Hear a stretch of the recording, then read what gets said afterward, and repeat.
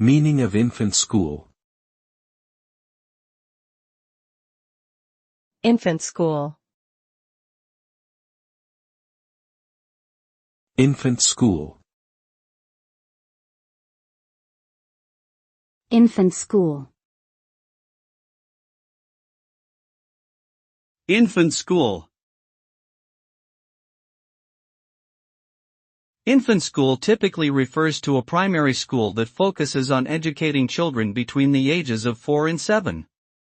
These schools provide an environment for young children to begin their educational journey in a nurturing and supportive setting. The primary goal of infant schools is to develop early literacy and numeracy skills, as well as social skills such as communication, cooperation, and respect for others. Students learn through play-based activities and interactive lessons designed to engage their curiosity and imagination.